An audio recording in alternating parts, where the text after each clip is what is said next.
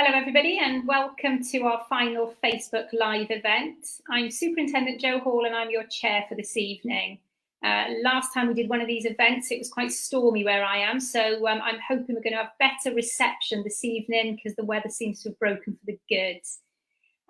Anyway, so the event this evening is for us to answer any general questions you've got linked to the G7. What we're going to do is provide agency updates from the Cabinet Office, the Council, Public Health and Police. And following that, we will open up for a Q&A session. This event will be recorded and afterwards will be uploaded to our website. So if you need somebody else to view it later, it will be there. As you can see, we've got Carleen, our BSL interpreter, with us today. When we upload this to our website, we will also have subtitles. So we're trying to make this as accessible as we can. So let me introduce tonight's speakers to you. From the Cabinet Office, I'd like to introduce Joseph Potts and Laura Perry. From the Council, I would like to introduce Graham Jones. Good evening. From Public Health, we have Ruth Goldstein. Good evening, everyone. And from the Police, we have Chief Superintendent Jim Pearce and Chief Inspector Russ Dorr. Good evening. Thank you, everyone. So once the agencies have given their brief updates for you, we will then take questions. Just to help us manage those questions, can I ask you to start with the word question, so that we can pick them up easily. And if you can keep them as short and succinct as you can, it will help us get them on the screen. If there's anything that we can't answer this evening, we will upload those to our website so you can pick up that information at a later date. We expect this evening to be around 45 minutes, just to give you an idea of how long we will be online. And we'll do our best to answer a variety of questions. So we'll try and move through as many different themes and types of issues as we can this evening. So I'd like to introduce our speakers now to talk us through their updates before we move on to questions. So if I can welcome back Joseph Potts and Laura Perry from the Cabinet Office, please. Thank you, Jo. We'll keep it short this week, as we've only got 2 weeks to go until the summit, which we at the Cabinet Office are certainly very excited about. And next week, ahead of that, we have in-person meetings of G7 finance and health ministers. So again, sort of building the road towards the summit and testing some of the in-person functionality that we'll have ahead of leaders gathering together in Cornwall. And last week, we also hosted a meeting of environment ministers, where all G7 countries agreed to net zero carbon emissions by 2050, the first time the G7 have ever come together to agree this as one. And this is exactly the sort of global action is why we're hosting the summit in person, so that leaders can come together and reach these sort of agreements that will have a massive impact on all of us around the world. And it's exactly how we want the Cornwall Summit to be remembered. But that's quite enough from us. We're here tonight to answer your questions. We're ready to give as much information we can about how the summit will affect you. And anything we can't answer tonight, we will pick up separately. Back to you, Jo. Thank you both. So I'd like to call back Graham now, please, from the Council. Thanks, Jo. From the Council's perspective, we're ready to welcome the G7 leaders, their guests and the world's media to Cornwall. Preparations at the airport, Newquay Airport, are on target. Planning for Cornwall House, our business expo at Falmouth, are in place, as is our youth programme, Inspiring a Generation. The details of the traffic plans for St Ives, Carbis Bay, Newquay and Falmouth are now on the Devon and Cornwall Police website and Council website, as are details of continuity of Council services through the event. Leaflets for households with more detail, the same detail which is on the website, are printed and they're going into the post, so people will receive information via their letterbox in the next few days. And the websites with information will be continually updated from here on in. So hopefully there's plenty of information out for people. Failing that, of course, there are email addresses and contact details that we would encourage people to use to get in touch if they have any concerns. But as with others, very happy to answer questions as we go through. Thank you. Thank you, Graham. And from Public Health, I'd like to welcome back Ruth Goldstein, please. So from a public health perspective, we've been working closely with lots of colleagues across the system to make sure that we've got a really good, robust testing system, COVID testing system in place for everybody who will be attending the summit, whether they are working there or delegates or media. We've agreed that, we've got that all in place now, so that's a really big step in terms of keeping everybody safe. We've also been working with all the venues and other local businesses to make sure they've all got the correct COVID safe practices, and also looking at some of the other potential public health issues that might arise because of a big summit like this, and putting all our plans in place. I think we've got everything agreed now, and I think we've practiced lots of things, and we're kind of ready to go. So so we're in a good place from a public health perspective. Thank you, Jo. Thank you, Ruth. That's lovely. And from a police perspective then, I'd like to welcome Chief Superintendent Jim Pearce, please. Thank you, Jo. Hello, everyone. So the police planning is well advanced now, and many of you, particularly in the west of the county, will have seen an increase in police numbers, and you'll start to see over the next few days our logistical sites being developed as well. As I've said before on this particular meeting, we will be supported by a number of colleagues through what we would call mutual aid. And they are coming from virtually every force in the country, over 5,000 extra officers. But I will remind that the Devon and Cornwall Police Command are absolutely in charge of the policing operation moving forward. And we will be expecting to police our communities in the way that you see policing on a day-to-day basis. And it's that neighbourhood style that we talk about and that we're very proud of. But I also want to say, just alongside the summit itself, daily business will continue as normal, and if you do need to contact the police at any time, then please do so in the normal ways. So obviously in an emergency, use 999, and in a non-emergency, use the 101 service, web chat or email. And we're ready, and we're ready to go for the summit. Looking forward to it, and thank you, Jo. I'll happily answer any questions. Lovely, thank you. So Graham did mention about contact details. You will see on your screens addresses and contact details running across the bottom bar there to help you. You can also find those on our websites. What we'd like to do now is move to questions. So if you do have any questions, if you could pop them in the sidebar, start them with the word question so we can pick them up easily. And if you can keep them as succinct as you can, it will help us get them on the screen. And then hopefully I can get them to the correct representative to get them answered for you. So let's have a look what our first question is for this evening then. Okay, it's from Roger Formby. And Roger's asking, I want to cancel my holiday in Carbis because of the impact. My provider will lose out. Will she be able to claim compensation?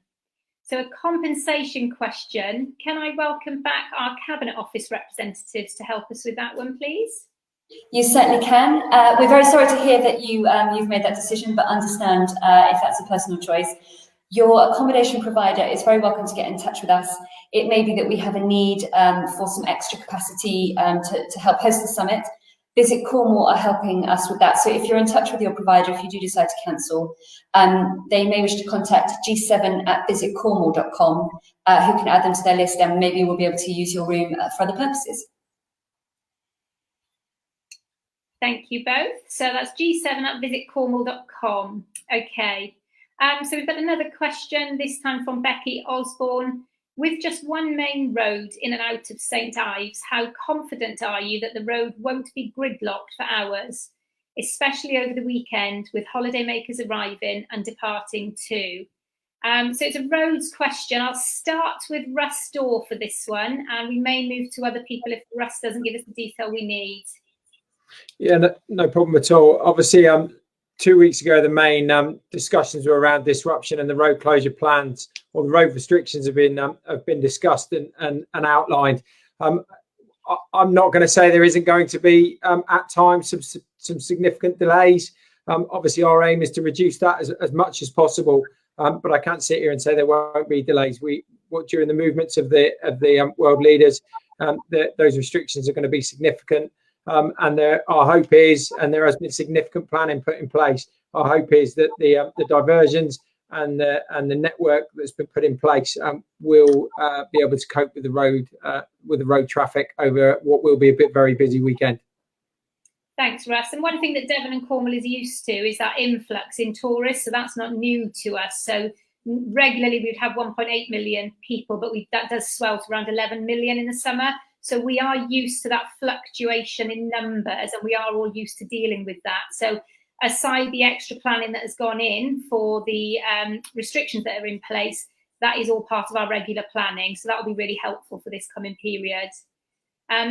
Graham, can I draw you in here? Is there anything that you can add in relation to the road conversation, please? Yes, I'd just like to add that yes, the roads will be extremely busy, and with a main road through Carbis Bay and St Ives closed for 4 days, then that clearly puts extra pressure on. So we have put out advance warning signs so that people can plan ahead.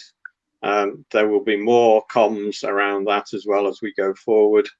And what we are asking people to do is to try and for everybody to help where they can by reducing their travel, using public transport if it's available, rescheduling deliveries if that's possible. Do what you can, please, to try and reduce the amount of traffic on the roads, and that will help everybody move around more freely.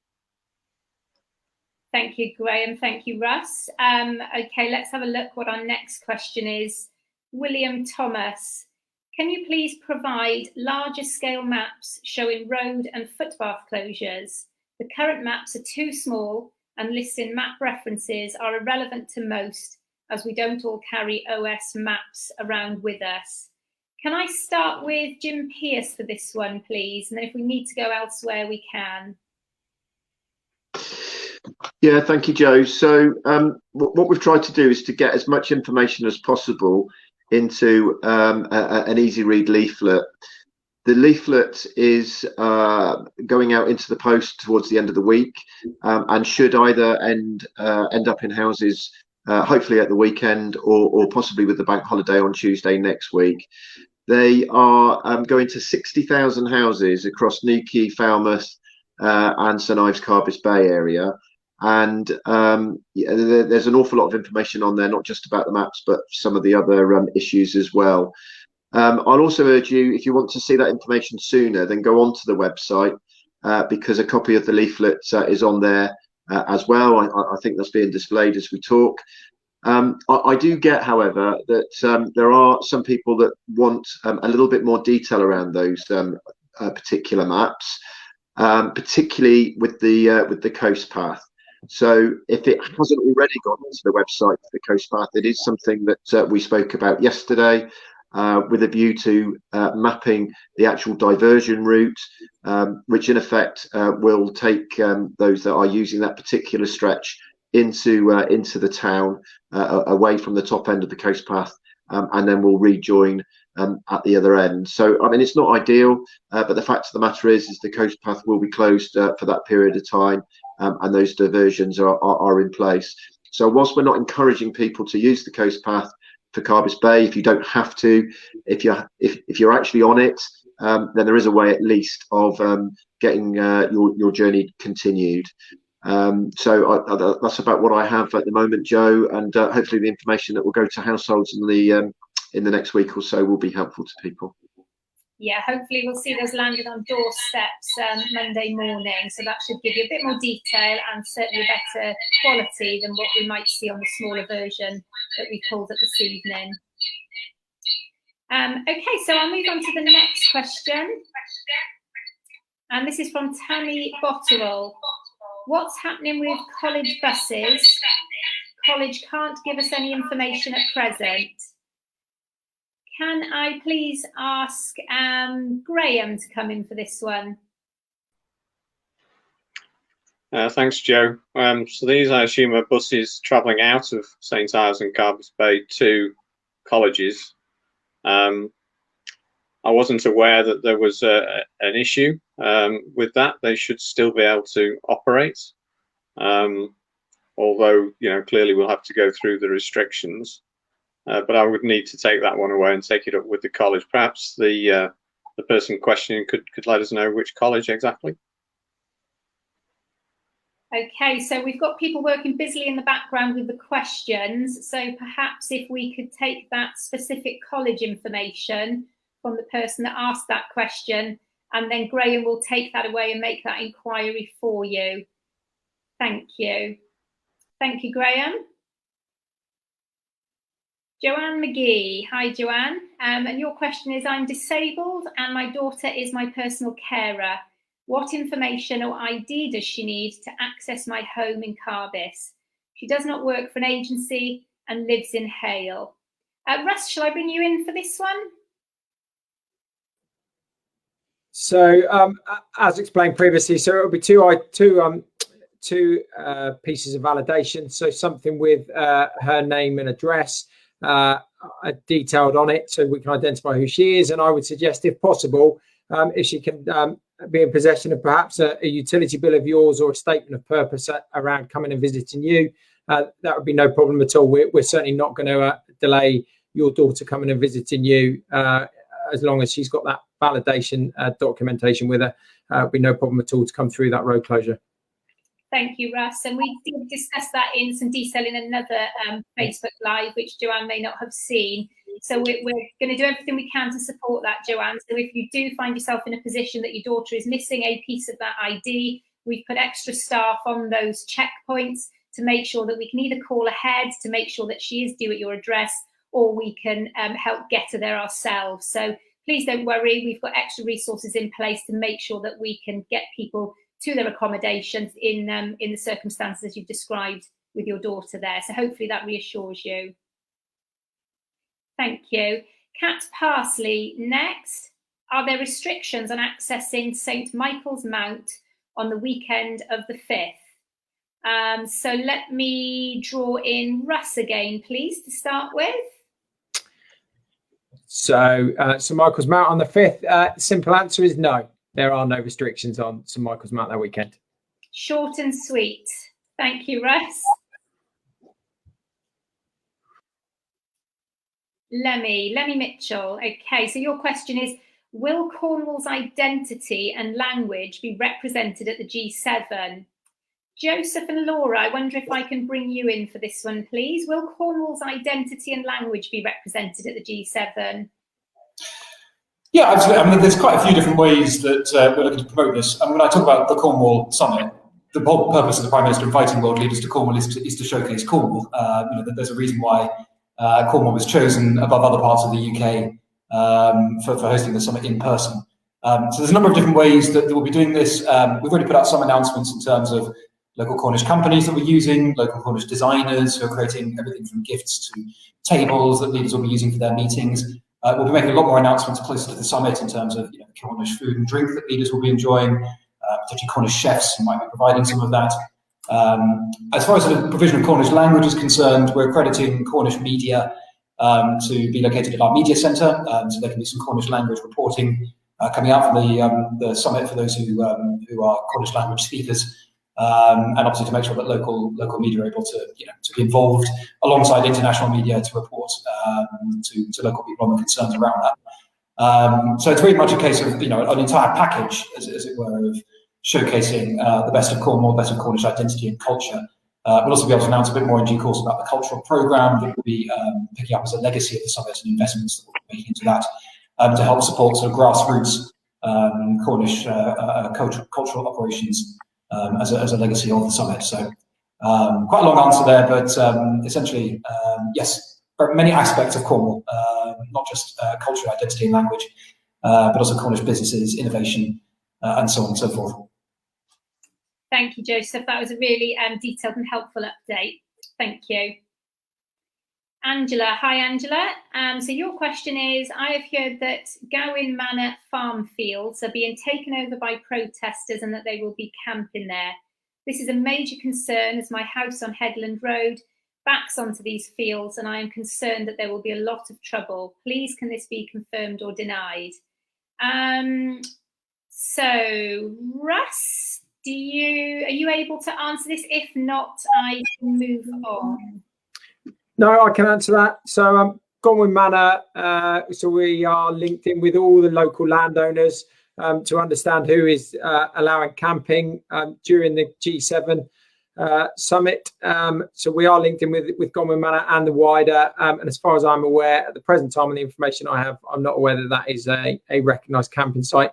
I know areas of it have been rented out to various groups, but they are not for, as far as I'm aware, for a protest campsite. Thank you, Russ. And I'll just draw in Jim Pierce here. He's the Cornwall Commander and Engagement Hub leader. So I wonder whether there's anything that he wants to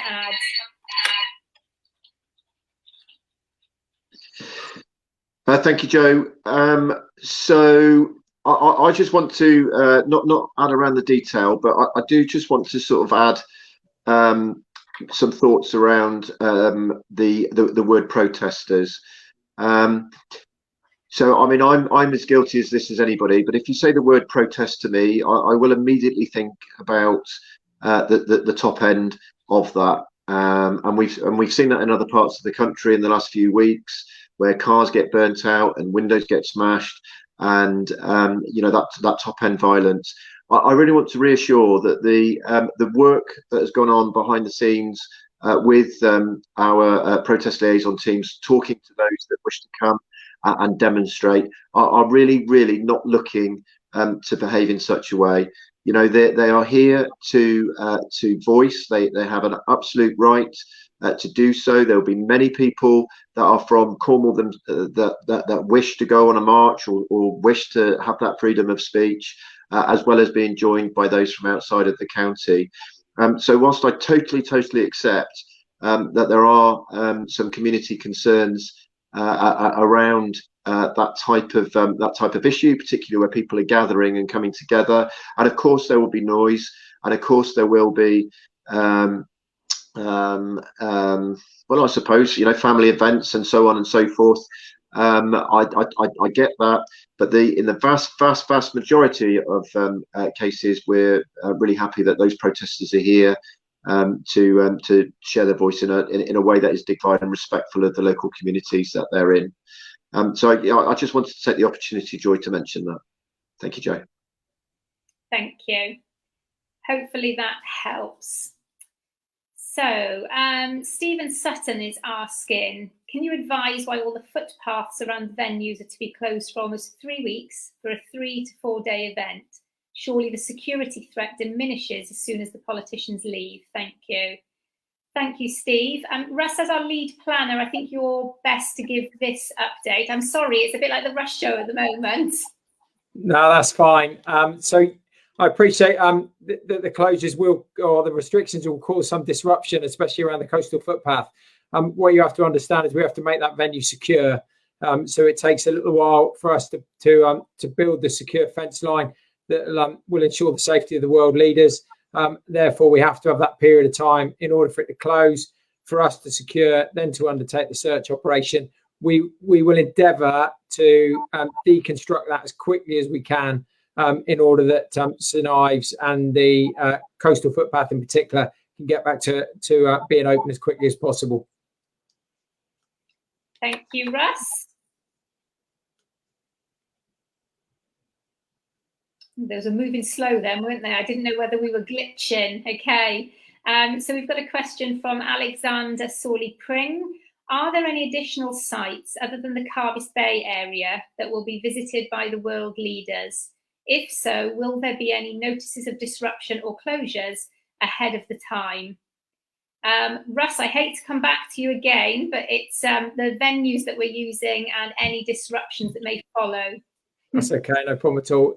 So there may be additional venues, and obviously when we're aware of those, we will, where security allows, we'll disclose those locations. But obviously, if it's not from a security perspective, then we won't. But what I would anticipate is those venues that we are able to share will give you as much information as we possibly can around timings and any disruption that will occur. But at the moment, I'm not in a position to share any further information around that at the present time. Thanks, Russ. It'd be helpful to draw in the Cabinet Office colleagues, Joseph and Laura, here in relation to that question, if you can help. Yeah, I will have to, I'm afraid, repeat the answer in terms of will leaders be going elsewhere.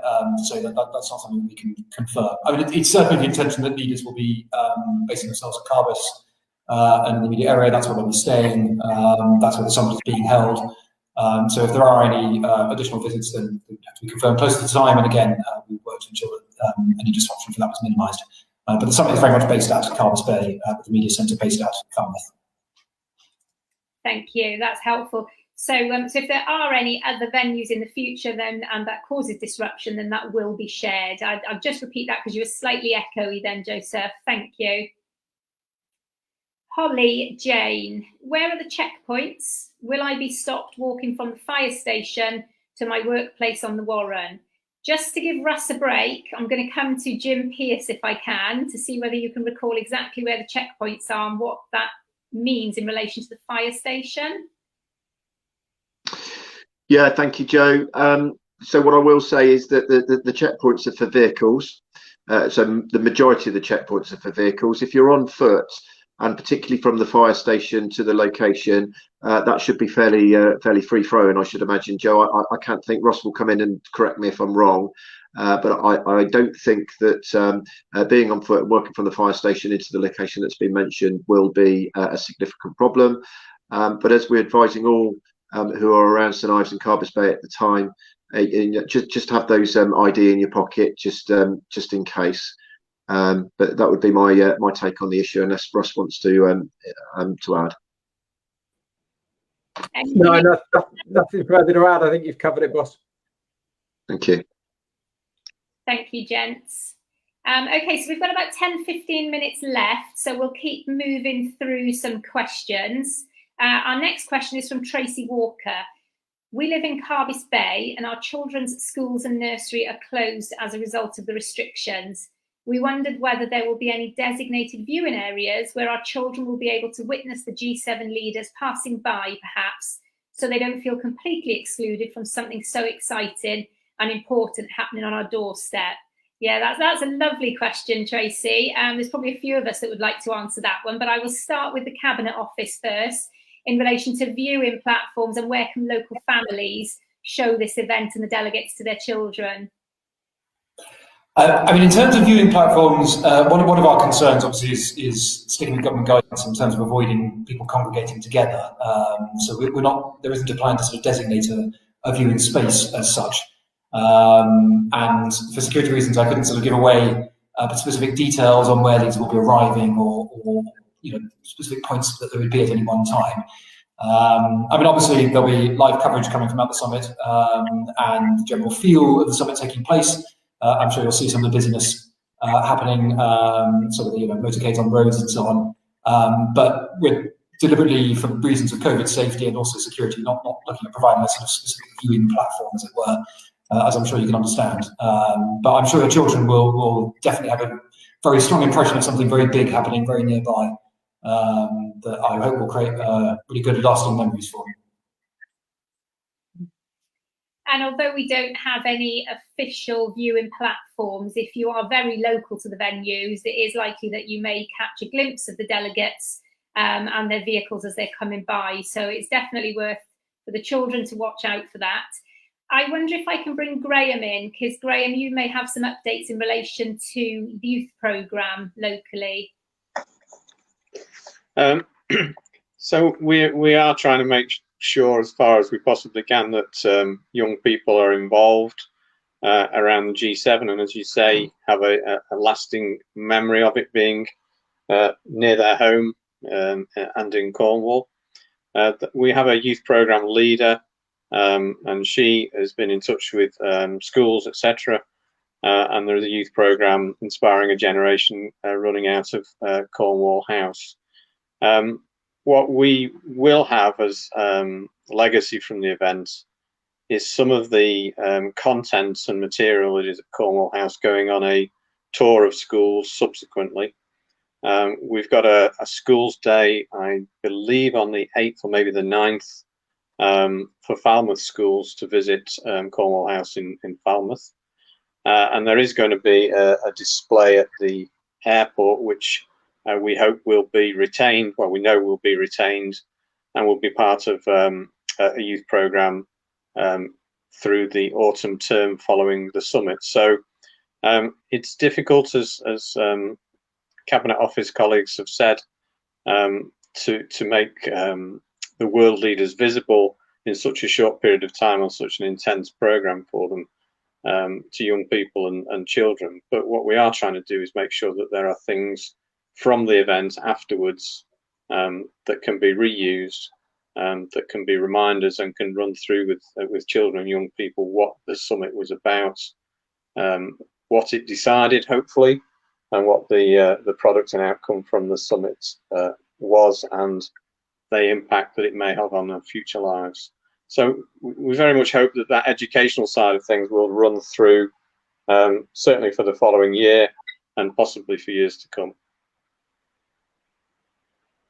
Thank you, Graham. So we can fit in a few more questions, and our next one is from Kelly Holborough. What provisions are being put in place to police the remainder of Devon and Cornwall, as outside of the G7 the normal policing demand will continue? You're absolutely right, Kelly, and I will draw in Jim Pearce to help us with that question, please.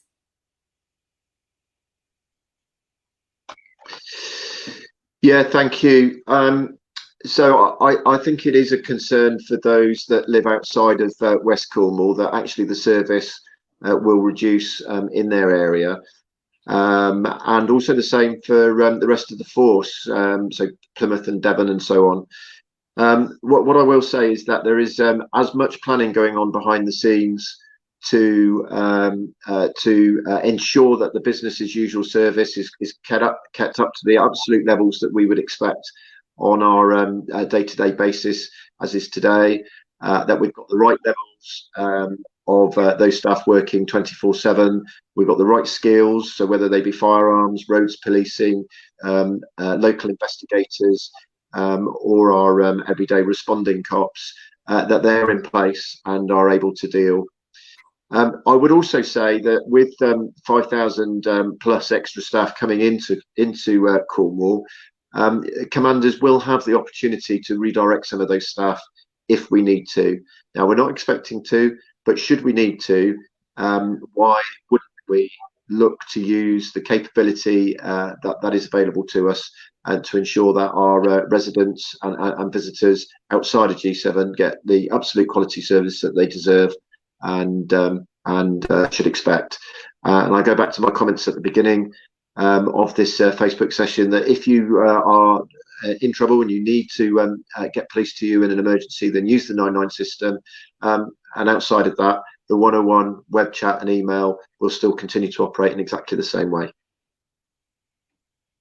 Thank you. Okay, so Becky Osborne is asking a question next. Will pedestrian access be allowed through Belyars Lane?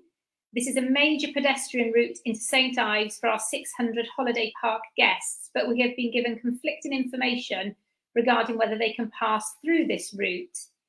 So this one is perfect to come back to you, Russ. Can you help us with this one? Yeah, so E9 and 10 is right down in the centre of town. So there is no restriction on pedestrian access. The restriction to the road relate to vehicles. So access from that area down into the town of St Ives is no problem at all. Pedestrian access.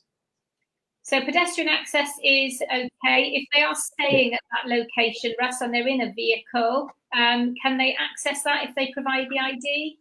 So they would, in order to access that area of the town, they would need to go through Coach Road diversion. So you won't be able to go through the main St Ives Road. It will be the diversion route, but yet they'll be able to gain access within that area. Yes. Okay, so hopefully that answers pedestrian access, no problem. Vehicular access, follow the diversion. Thank you, Russ. Anne McCrossan, thank you, Anne. I've read there is a park and ride to get into St Ives on the old coach road, with a bus service from there into the Burrows. As someone who lives in Lelant and works in St Ives, can I use that to get to work? Graham, can I bring you in to help us with bus options, please? Yeah, sure. So the buses will be on diversion from 0900 on the 10th of June through to midnight on the 13th. So buses won't go down the St Ives Road, but there will be a park and ride from St Earth round to St Ives, and we are exploring with GWR and DFT whether that could be a cost that is recovered for workers in St Ives. I don't have a complete answer at this point, but the service will definitely be there. Whether the service will be a free service for workers within St Ives to help them get to work remains to be seen, but we're working very hard behind the scenes to see if we can get that cost reimbursed. But in terms of the service, there will be a service. Great news, Graham, that the service will be there. That will be really helpful. And when a decision is made around the cost of that, is that going to be published anywhere that people can keep an eye on? Yeah, absolutely. We will, as I've mentioned before, be keeping the website up to date on a very regular basis as we go forwards. But if there is a significant positive move on that front, then we clearly will make an announcement about it. So yeah, I'm afraid it is a bit of watch this space, but I can assure you it's absolutely on our radar, and it's another way in which we could try and reduce the amount of traffic on the coach road as well. Okay, so good news that the service is there. That's the main message. Thank you, Graham. So can I just take a couple more questions? We are coming to the end of our time. Cynthia Hollinsworth. Hi, Cynthia. Question, will Tesco remain open during G7, and will postal services, delivery of post and opening of Carbis Bay mobile post office be suspended during G7? Welcome back, Russ. Are you able to help Cynthia with that one, please? So I can confirm Tesco is open, but during the times of the road restrictions, it will be on foot only access into the supermarket. With regard to the postal services and the mobile post office, I can't comment on the mobile post office, but I know that postal services and bin collection, refuse collection, there has been notices gone out, and that will continue during the event. Thank you, Russ. And I know your team have also been working hard with some postal services and delivery services to make sure that, A, those companies are aware to expect perhaps a slower time getting in and out of these streets, or also look at delivering around those times. So you've looked wider than policing and already started engaging with those services to make that smoother. Yeah, absolutely. We've engaged with those, and obviously, they will have delivery notices. Those companies. So I would ask, if you are ordering things online, if you could put something in the comments box, which is allowed during a lot of these deliveries, to make sure they have their delivery notice and a form of ID on them. That would be really helpful to the officers that are on duty. Thank you, Russ. Okay, I'll take two more questions then before we wrap up. Angela Raven is our last but one. So now that all coast paths seem closed and fields are rented, where are we meant to walk our dogs? Can I come to Graham from the council in relation to that one, please? Where can people walk their dogs? Well, the restrictions are short term for the 4 days, the major restrictions. Obviously, as has been mentioned, there is little restriction on walking the streets. Now, I know that's not ideal when it comes to dog walking if you want to let the dog off the lead. But I don't think by any means all of the public open space and footpaths are taken up for the 4 days, but it will need a bit of investigation beforehand to try and work out exactly which footpaths are open and which are closed. the only officially closed footpath is the coast path, and there are many other paths and footways in and around Carbis Bay, Lelant, and St Ives. So I understand that your regular walk may be different, but I would think there are other walks available. The restrictions are not that onerous to stop that occurring. And aside to that, Graham, I believe that there's the one beach that's got restrictions, which is Carbis. I don't know about the restrictions in relation to dogs at this time of year in your local beaches, but will there be beaches open that people could use at that time for their dogs? Well, apart from the restrictions on Carbis Bay, I don't think there are any other restrictions on beaches in the vicinity, but I would look to Russ or Jim to confirm that. No, I was just talking about general. I don't know what time of year on your local beaches you allow dogs, so there aren't any other restricted beaches, but I assume there's some beaches that are nearby that would allow dogs for exercise at this time of year. Yes, I would expect so. I don't personally have the detail, but if that is a concern, then we can put something on the website. Thank you, Graham. Can we move to our last question of the evening then, please? Mark Nicholas.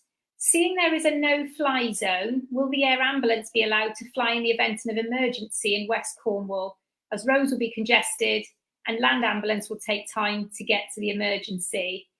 Russ, can I come to you for this final question, please? Yeah, definitely. So, no, all emergency services aircraft will be flying. So the air ambulance, the Coast Guard helicopters, and all of those that are used throughout the period from a search and rescue perspective. I'd also add that we've worked really, really closely with Cornwall Airport to ensure that whilst we're going to be really, really busy with the delegates coming into Newquay, that the commercial flights that bring in the holidaymakers to Cornwall will remain open. That will continue to operate in its normal capacity, supported by ourselves to ensure that runs smoothly throughout the whole of the G7 operation. Thank you, Russ. Thank you very much indeed. Okay, so I think that brings us to an end now. We have used just over our time, so I'm doing my best to keep us to time, everybody. Oh, what's that on the screen? I'm not even going to try and say that, but someone has sent us a greetings from Mexico. So we've gone international. That's fantastic news. Thank you for your greetings. That's very lovely. I'll bring it to a close now. So thank you everyone for joining us this evening. I would just like to thank our speakers this evening. From the Cabinet Office, we had Joseph Potts and Laura Perry. Thank you both. Thank you for having us. From Cornwall Council, we had Graham Jones. Thank you, Graham. Thank you. And could I just quickly add, I've just had a message to say that information about dogs on beaches and such like is on the council website. So I didn't really answer that question properly. And if people would look at the council website, they should get the information they need. Thank you. Thank you, Graham. And that's about the dog walking and what beaches are accessible. Brilliant. Right. Thank you. From Public Health, we had Ruth Goldstein. Thank you, Ruth. Thank you. It was a very quiet evening for me. Russ took all the limelight. And from Devon and Cornwall Police, we had Chief Superintendent Jim Pearce and Chief Inspector Russ Storr. Thank you both. Thanks very much. Can I just add that all the information is a wealth of information on the Devon and Cornwall Police G7 website. So I'd encourage anybody who's got further questions to go and have a review of the website. Lovely. Thank you, Russ. And thank you everyone for joining us this evening. And I look forward to seeing you all when I'm down in Carbis Bay and Falmouth with you in the coming weeks. Thank you and good night.